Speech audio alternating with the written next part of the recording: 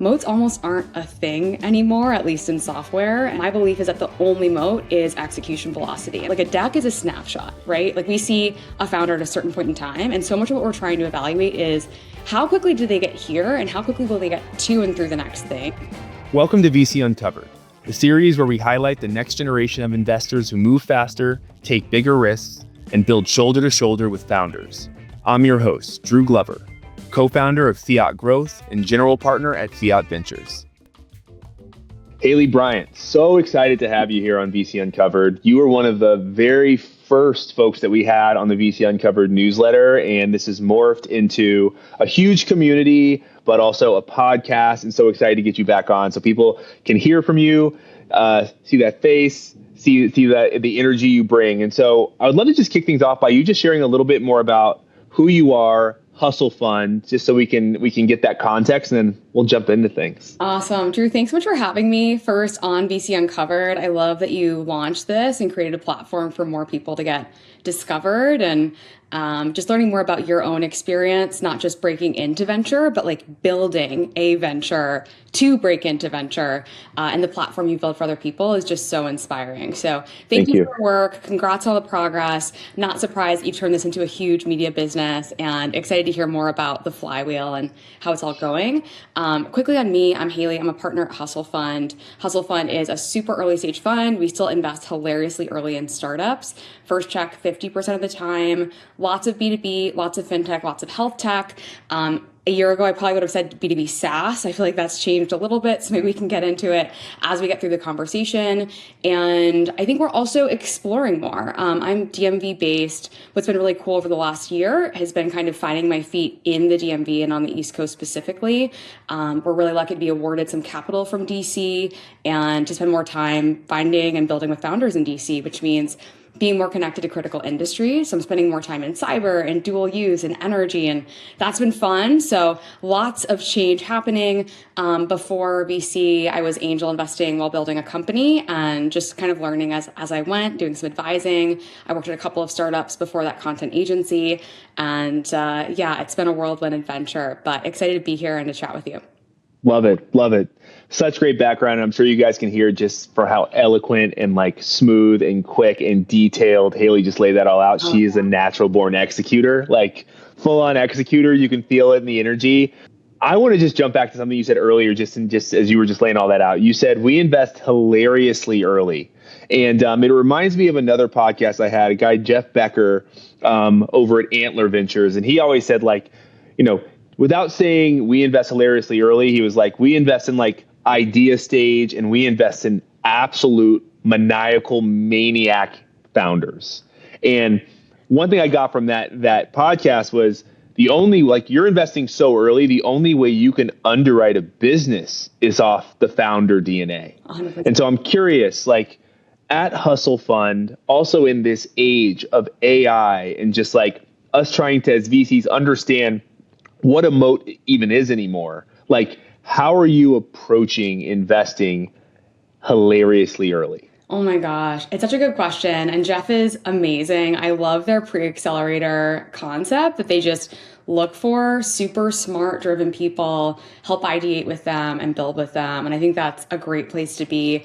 I would say we're not quite that early, although we have underwritten founders only. And I feel like we're kind of doing that right now. To your point, like moats almost aren't a thing anymore, at least in software. And we see that after we write our first check, about 30% of the time, founders pivot. And I think that will accelerate this year and beyond, because people are going to have to change and adapt so quickly with the pace that software is changing. I almost passed in a company last year because of this exact point around the moat. And the founder was like, I agree, we don't have a moat. And my belief is that the only moat is execution velocity. And I was like, I agree. Like, that's our thesis. I'm writing you a check. Like, where should I wire the money? And it's been so cool to see him execute since, building a really interesting business in physical AI that started in the fintech space and kind of expanded from there. But just the pace of change of the product, the deck, the customer discovery, it's a moving target. There's a great piece from Vedika at the Weekend Fund where she talks about slope and this idea that VCs only see a snapshot. Like a deck is a snapshot, right? Like we see a founder at a certain point in time. And so much of what we're trying to evaluate is how quickly do they get here and how quickly will they get to and through the next thing? Yes. And I think that's the big thing that we're trying to underwrite right now.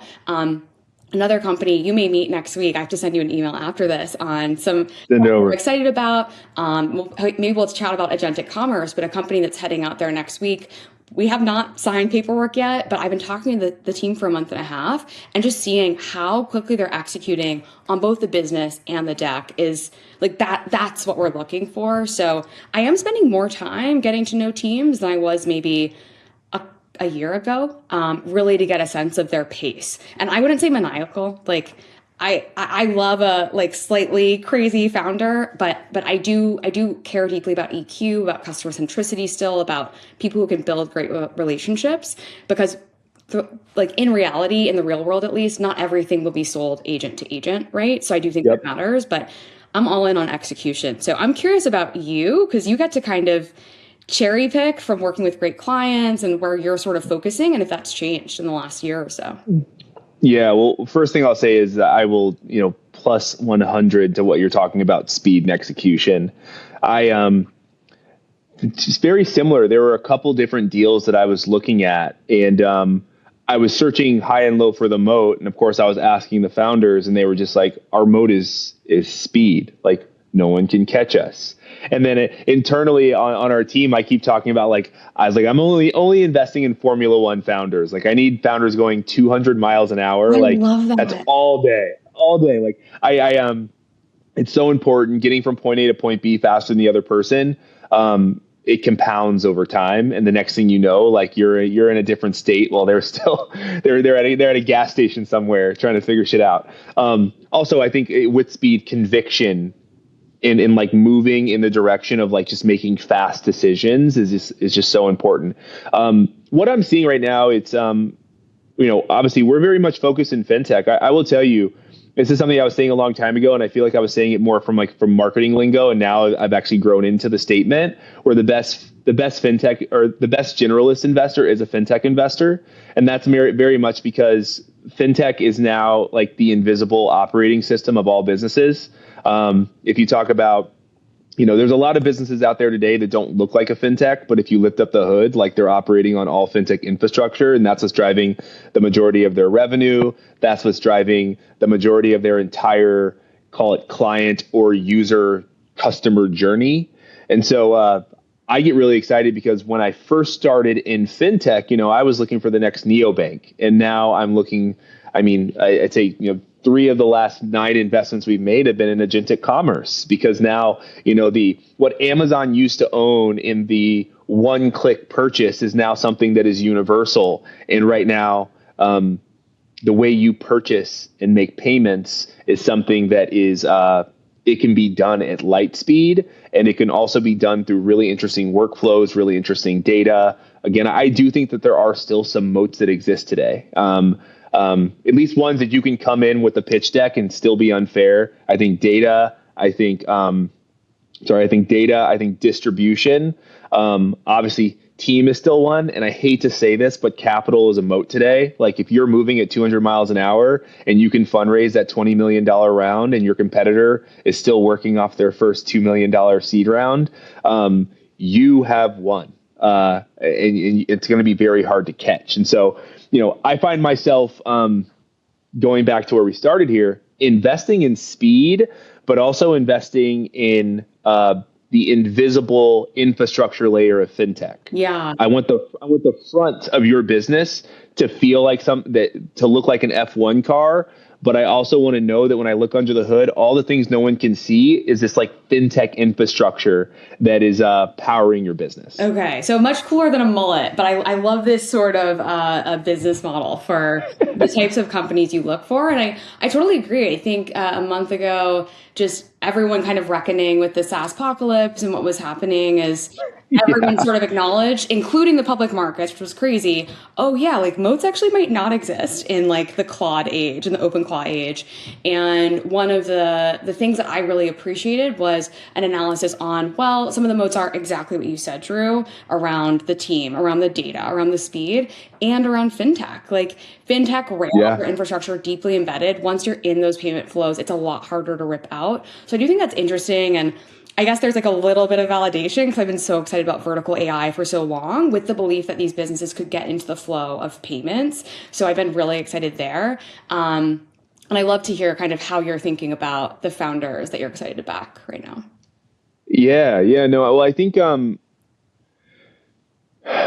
it's really interesting, right? Like there's B2B and there's B2C, there's B2B to C. There's lots of different types of founders. I'm really happy that we're in a place right now where I'm more excited about a founder that's just obsessed with solving a problem than what I used to look for, which is like, oh, like I'm only going to invest in a lending company if they work for JP Morgan Chase for 10 years and they were head of lending, Yeah. right? Like I'm looking for the founder that's obsessed with solving a problem because education is no longer a moat and the cost to build is zero. Yeah. And so a lot of the folks that I'm meeting today are, they have some personal thing that happened to them where this has become a problem that they've been obsessed with solving and now they're looking to solve it. And I'm investing in those types of founders. It just so happens that like also you don't need to have crazy fintech background to be a really great fintech investor, mainly because because the wave of embedded fintech has passed us. Now you can embed fintech in all these different parts of the business if you can figure out distribution. And if you know how to use proprietary and public data in really unique ways to deliver it back to the customer in ways that drive value to their business or to their life. Yeah. And so I need people that are kind of masterminds of solving 1,000-piece puzzles really fast. And when I land on those type of minds and you're solving a problem that's really exciting, I'm pretty locked in. Oh my gosh. I love so much of what you said there. And it's interesting. You shared a few kind of like hot takes, but glossed over them. So the era of embedded fintech is behind us. Really interesting take. Don't disagree, but hadn't thought deeply about it. And then also this piece on what you look for in a fintech founder evolving. I think I'll have to update my mental model because the way we've thought about it historically is like fintech is so hard, especially if you're in lending or in anything that's going to end up being, to your point, super capital intensive. Like Bill Gurley told us last summer that the capital battles are beginning. We've seen these mega rounds get raised. I was thinking about them very much on like the LLM side from the huge model providers, but we've seen it in every category, right? So I totally agree. And I think what that creates is a race to the bottom. If we do think more and more will be purchased by agents, my belief is you have to get to economies of scale to be able to win, which means that the margins will be really tight and you have to be able to raise capital, which is like Yes. wild in some of these spaces. So I'm like, okay, this is good. I'm rewiring my brain a little bit on the fintech side. I super appreciate that. And then with the mission-driven founders, and I know you're not saying mission-driven in terms of impact necessarily, but just strong ties to the mission, is your sourcing process changing at all in this environment? And are you finding yourself Yes. investing in different stages at all? We are very much wedded to pre-seed and seed with call it like 90% of our investments being leading C rounds. So we're writing anywhere from $750 to $1.5 million checks. I would say for us, the way we are sourcing founders has significantly shifted. And it's really moved away from let's go find something we're really interested in and just go game hunting. I very much moved it over to a community centric way of sourcing founders where my goal is to shine these really bright lights and just try to get people to attend everything that we do. So as I told you before we were offline, like Fiat Growth, our growth consultancy, we started an events as a service business. Because last year we did over 60 different events across dinners and summits and a number of different things. And every single one of those events were super thoughtfully curated. They were curated with the founders we wanted, the VCs we want to co-invest with, the topics that excite us most. And so from our perspective, we are big believers in building niche communities around the topics and the things that excite us most. And we put those lights up in the sky and we see who attracts to it. But also it's this network effect, right? So obviously if me and you, Haley, are talking once a week, like we're naturally going to be sharing everything in our pipelines. And I'm a big believer, more than I ever have been, hence like a lot of the reason why I lead this VC Uncovered effort, is building really strong relationships with VCs at this point in this crazy AI market, where frankly, we probably see 5 times the amount of deals we saw 5 years ago, because anyone can start a business if they have a crazy idea at 10 p.m. and go to bed at 1 a.m. and actually have an MVP built. That like, I need as many layers of risk analysis and like validation on a founder and a company. And I need to make it so when something lands when a founder lands in my lap, it's because, you know, Aaron at Collide sent it to Haley, and then Haley sent it to Drew. And I know, and Haley saying, hey, I just spoke to Aaron. He thought it was cool. I think it's super cool. It's a fintech company. Can I get your fintech brain on this? But like these different layers, like sharing cap tables with really strategic partners is more important than it's ever been. I completely agree with that. Like completely agree with that on both the VC side and on the founder side. So when I love that you're spending more time trying to curate community and just find great founders, not just by hunting, but really by building relationships. And I've been doing this more. I picked it up from a friend a few years ago, but I've been doing it a lot more recently. It's just the idea of socializing deals, to your point, where it's like, hey, I'm leaning in on this. I would love your perspective. And I think a couple of years ago, I wouldn't have done that because it felt a little bit too risky. Like, oh, I'm saying I like this deal, and like, what's Drew gonna think if I send it? Or you feel like you gotta write a term sheet first or something, and then you're like, now I can share it. But at that point, you're into completely. Yeah. And I think about this a lot. Like I wrote something about the idea of your investor TAM, which I don't think a lot of founders always consider when they go out to fundraise, but what is the total number of VCs you could go after? And then like, who could you win today specifically, which I think is pretty important, especially in competitive spaces, especially in sexy spaces or spaces that feel like maybe like now is not the right time. What's kind of interesting though, that I've noticed, and I've now made one investment in agentic commerce, our team's made maybe 5, and I'm about to make another, is these markets that seem way too early that you might get negative feedback on. Actually, the why now window arrives so much faster, which comes back to your point on speed and then thinking about like what tools our team's using to accelerate both themselves and what is everyone else using that could accelerate a market. But I think on the founder side, to this point of being community first, something I'm trying to be a lot more thoughtful about is what is my right to win a deal based on the resources that we have at Hustle Fund broadly, and then specifically within the portfolio that I've been lucky to spend time with, where I can't say that I have like earned secrets because it's all founders' hard work who happen to be friendly enough to be like, yeah, I write a Substack every week that no one really reads, but like I am the deepest on this space. And like, here are 50 people I could intro you to on this topic, where I can get off a call and say, okay, here are the 5 investors I would definitely intro you to. And here are the 10 portfolio companies that are going to be strategic. Because I do think, and I actually take this from a founder who's building an agentic commerce, and I won't say the name. I'll send it to you afterwards because you'll probably meet them next week, and they're about to announce their round. But they're in a consortium, and I actually think that's a really interesting model for building businesses going forward and getting a distribution edge. This idea that you can't be out there like lone wolf, hangover style. You have to have a bunch of friends around you who are supporting what you're doing and make you seem not more important, but like you can deliver more value to customers faster, especially at the enterprise level, where it's like, yeah, you're building what looks like maybe a point solution today, but there are all these other companies in the ecosystem who can make intros for you and can amplify your product and complement your product. And I think we're going to see more of that. So that's something I've been thinking a lot about in building my portfolio.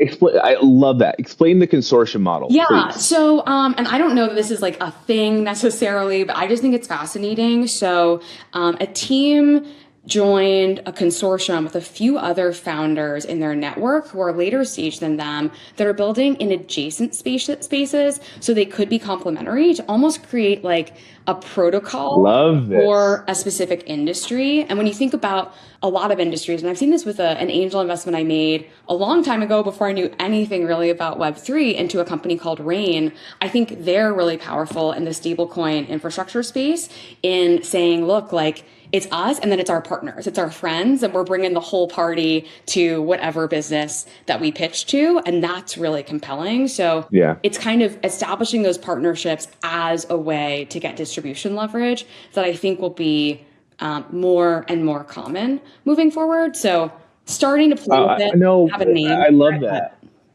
I saw Brex launch this thing that I totally stole from them. They called it the Day Zero Stack. And it's for just like really early stage companies that just like need a tech stack, specifically a financial tech stack, through the idea of Brex. But in my head, I'm like, this consortium model to me is just like every company, every leader in the market, they have 5 other companies that with them create a really great stack for whatever space they're in. And I love that idea of them being able to commercialize each other in a partnership like that. Right. That's a business in itself. Whoever's listening can start that. Of these other businesses, these other relationships, and then that accelerates your go-to-market, and that's how you win potentially. So I'm thinking a lot about it. That's the distribution moat. Yes, exactly. So anyway, that was like a run-on sentence. But something else like we've talked about throughout this conversation, Drew, is this idea of pace of execution. One thing I'm curious about when you think about evaluating not just business models under the hood, but companies under the hood is how you're thinking about how they're building their business in an AI first way. And if anything's working in evaluating that or how you do it. Well, first and foremost, whoever moves the fastest is the person that fails the fastest as well, which I don't think we talk about a lot. But like all I'm really asking for is I'm asking for founders that are willing to fail really fucking fast, really cheaply. I want cheap failure, like as often as possible. I'll put it this way.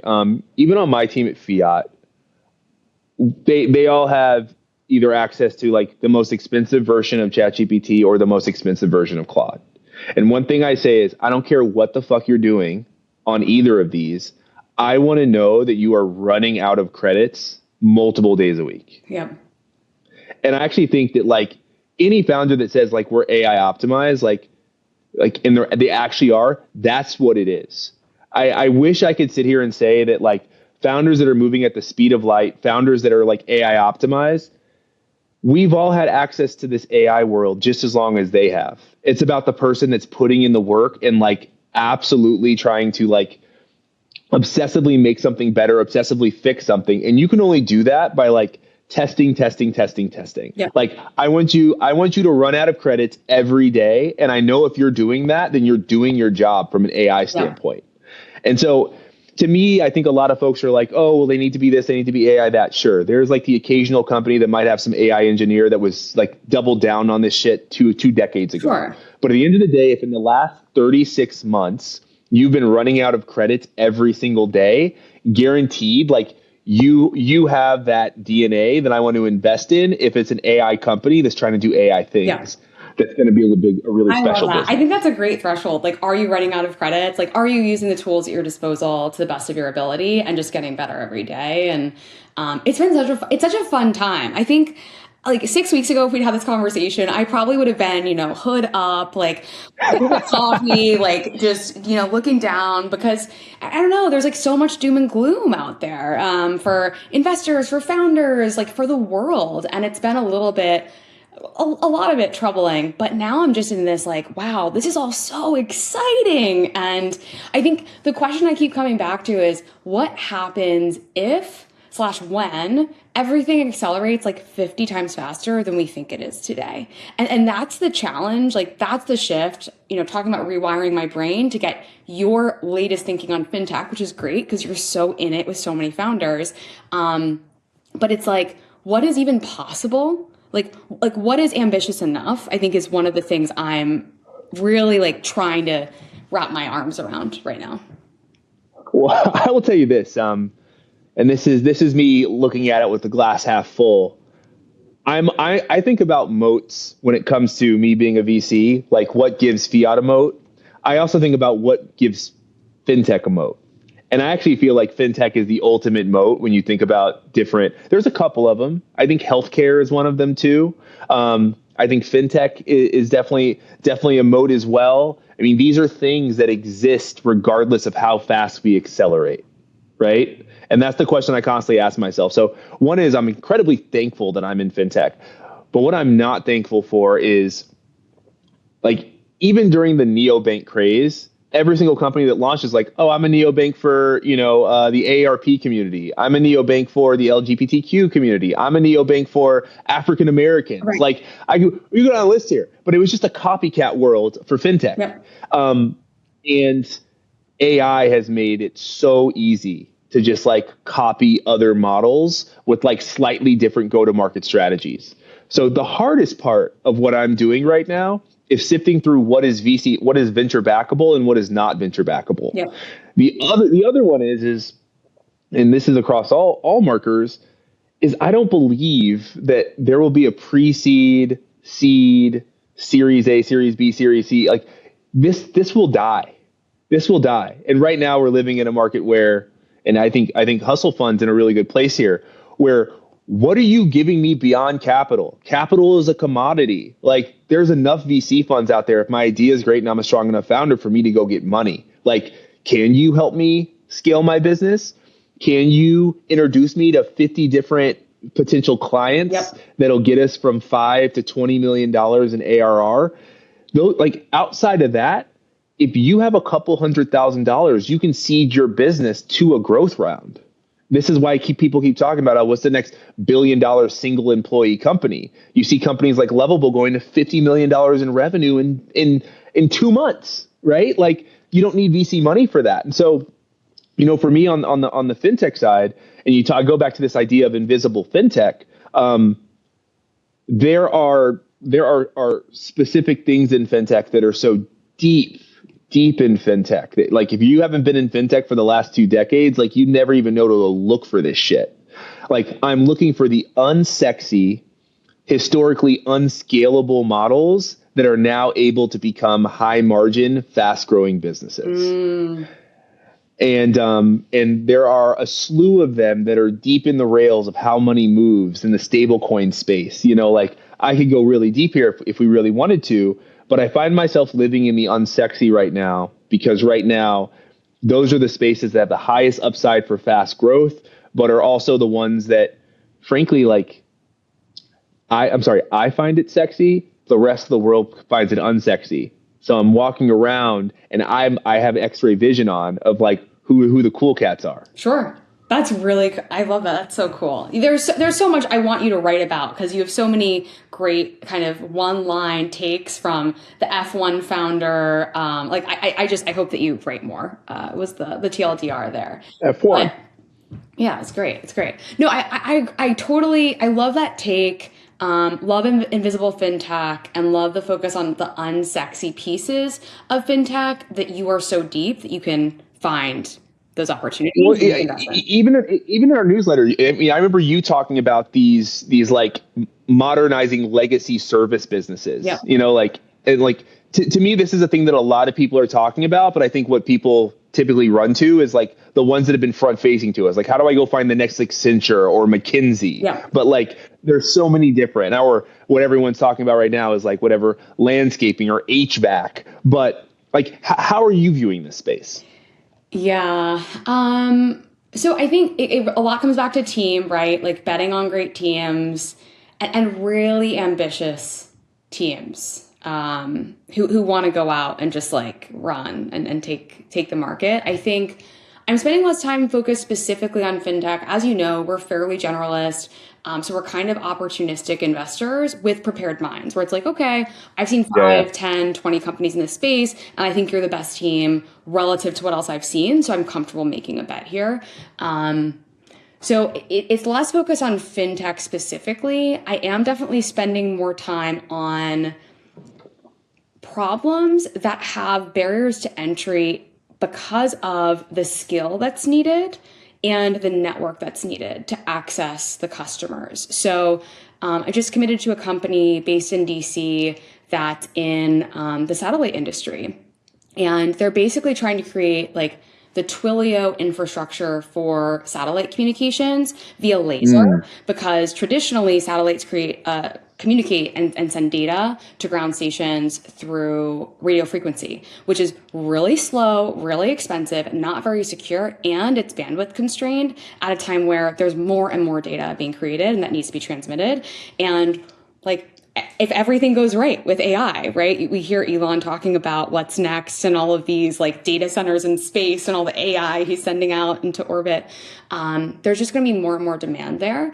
And what's interesting about the space is you have to be deeply networked. So the founder comes from a background at a satellite manufacturer, at a ground station manufacturer, has deep connections throughout the industry, has found the right PhD to hire to be the chief engineer there. So I think those sorts of ideas are really interesting and potentially very high ACV, right? In these kind of underserved but humongous markets. You think about the space economy. I know you would laugh at a TAM slide that has a $2 trillion number on it, but so I'm spending more time there, I think, just where there's that clear barrier to entry and the why now. Again, that's becoming more and more important to me. So not trying to be trendy by any means, but just thinking about, okay, is this a good business or is this a good business with that clear kind of Bill Gross underwritten why now win? Yeah. You know?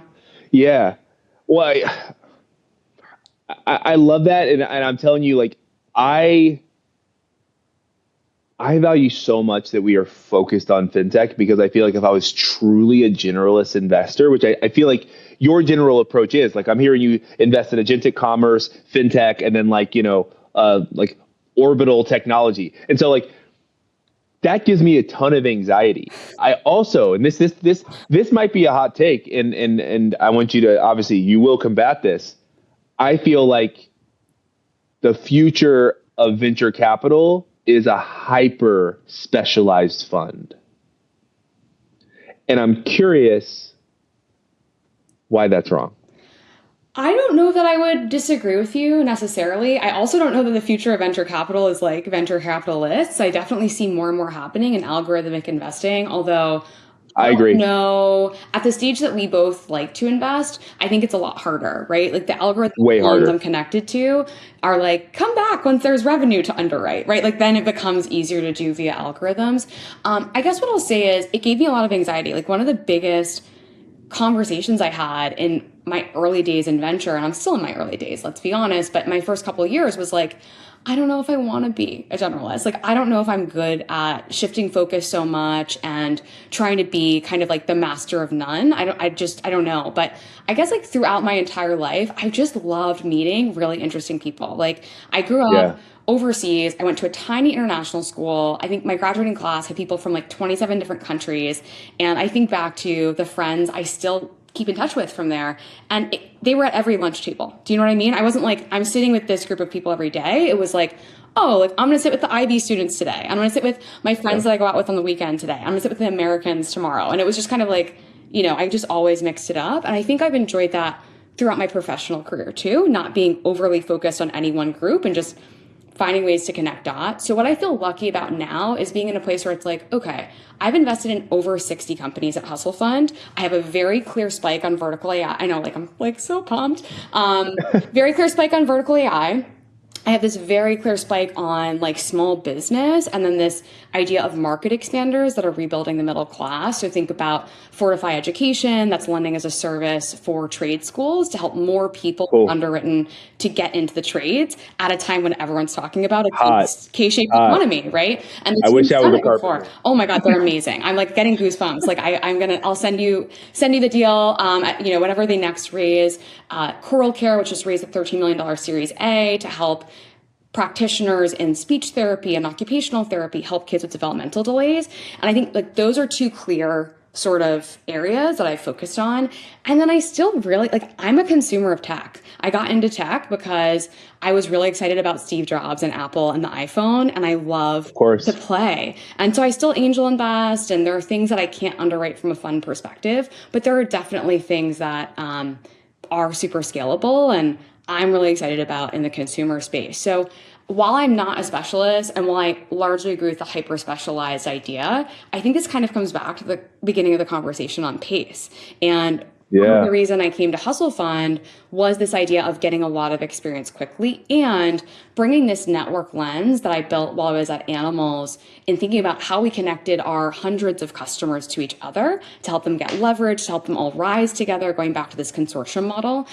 Everything is a network. So that's what I'm thinking a lot about, I think, strategically and building my portfolio, supporting founders. And that's between companies, that's with talent, that's with angel investors, VCs, and it's all starting to kind of gel, which is cool. Yeah, no, it's yeah, I one thing I've always admired about you is like your energy and like what you bring. Like there was something that was really hard for me when I started as a VC, which I think probably just came natural to you.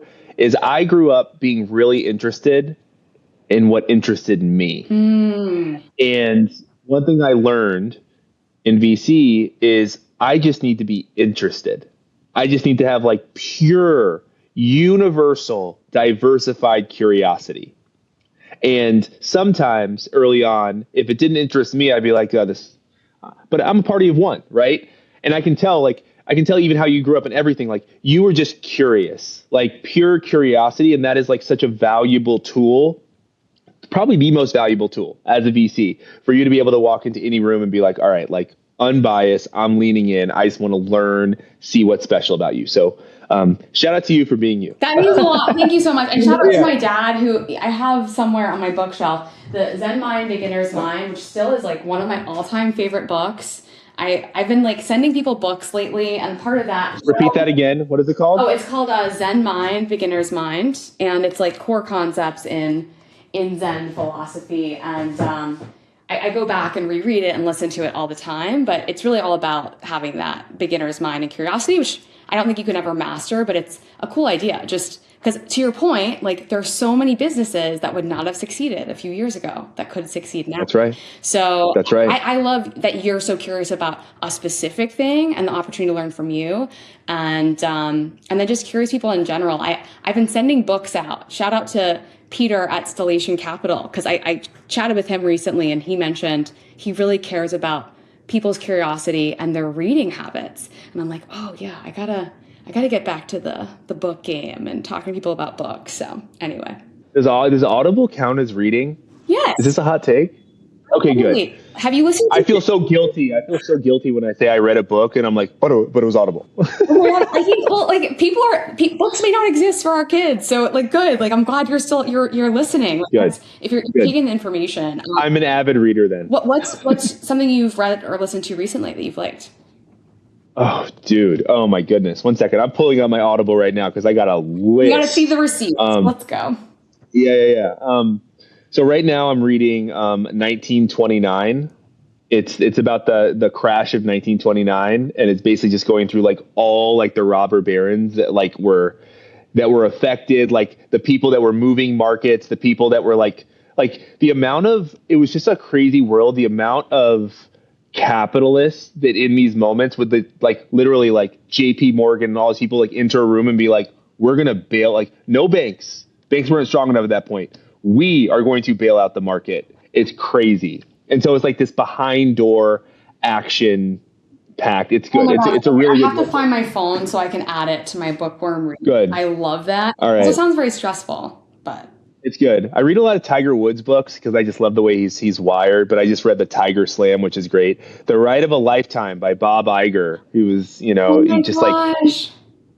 he literally started out as like a marketing specialist at I think ABC, and then, became the CEO of Disney. Wow. Through acquisition. The other one, I have a lot, but I'll end it with Unreasonable Hospitality, which I probably read like book. Twice a year at this point. I just sometimes I'm just like, let me just listen to like a chapter of Unreasonable Hospitality. It's so good. Oh my gosh, that book is so good. I love all of these recommendations. The Ride of a Lifetime has been on my list for a while, so I have to read that now. It's good. It's good. And I'm going to add the 1929 book. That sounds awesome. Thank you for the recommendations. Yeah. Of course. Good. So we're at the end here. I always end this with a couple speed questions, and then we're done. Cool? Yeah. First and foremost, tell the world what you do as like a side gig, because I think I love it. And with that, what is your wellness hack for the world to hear? Okay, I teach SoulCycle classes for fun and for community time, and I love it. I'm going to teach one tonight at 6:30. I teach just a couple a week now, but it's super fun. And wellness hack is napping. Like the 9-minute nap is the go-to. 9 minutes? I literally have taken 2 naps today because I got up at like 3 a.m. to code, and I am so grateful for the 9-minute nap. So I think we're going to have a renaissance moment with napping. That's my bet. I mean, yeah, if it didn't take me 20 minutes to go to sleep, I would really love 9-minute naps. It's an art form. Okay, we got to get into nap coaching. That's the next business line. We'll see. That is, yeah, exactly. Okay, what's your biggest AI hack right now? Biggest AI hack is definitely Whisper. Like just being able to talk to the computer it's just, I mean, it's like so boring, but that's been really huge. And then all of the like self-improving skills. So evals are really hot right now. But having agents learn, and then I think someone released like a hyper agents framework on X maybe last week, so that agents can learn and then continue to improve their skills. That's been really, really cool. Love that. Love that. If you could be the best athlete for the next decade in any sport, what sport are you choosing? Wow, that's so hard. Can people answer that quickly? Some have. I've only asked this. You're the second person I've asked this one to, but I'm on it right now. I mean, I think like running's an easy one because it seems like maybe achievable, like not achievable, but something I've always enjoyed, just have never been great at. Interesting. You're not chasing fame or anything, huh? No. It's just for the love of the sport. Definitely. I spoke to Buki over at Anthemus, the last one, and we both said tennis. I grew up a huge tennis fan and playing tennis, but also there's an elegance to the sport. I would love to win Wimbledon in my tennis whites on grass. Okay, I'm rooting for you. I would bet on it. It could happen. Who knows? You got time. Yeah. There you go. Okay. Last question. Can't be in, or actually you're a generalist investor. You have to be the CEO of a Fortune 500 company. What company are you the CEO of? Oh my gosh. Like, no, I would not want to be the CEO of a Fortune 500 company. I'm sorry. I'm not even going to answer that question. What? No. Like, I have no interest in doing that. Okay. How about this? It's the company one thing, right? It's like the Paul Jarvis framework. It's like, do people want to go through the politics of, sorry, that's not a good answer. No, it's good. It's good. We can go back to the drawing board. It's not a big deal. It's not a big deal. If you had to start a business, let's say $10 million in funding guaranteed, you had to start a business in a vertical, what vertical are you starting it in? Yikes. These are really good and really hard questions. I probably would do something in education, which I know is terrible, like a terrible idea. But I think a lot of systems are going to be really way too slow to adapt to what's coming. And there's an opportunity to build something there. So I would agree. My daughter, Coco, my wife's like, oh, we got to save for college. I was like, dude, she won't be going to college. Right, who knows, right? Like, hot take, 529. Yeah. Wow. There's something. 529, for the record, has expanded quite a bit because they understand this is coming. So still put money in your 529. Definitely. That's not advice. Not trying to give that kind of advice. Don't worry. Yeah. But yeah, no, that's a good one. I love it. Haley with Hustle Fund, thank you so much for joining. This is always a pleasure. I can't wait to hang out more, and I appreciate your time. Thanks, Drew. Have a good one. Thank you. This season is supported by Silicon Valley Bank. For decades, Silicon Valley Bank has been a true partner to the innovation economy, helping both founders and funders grow.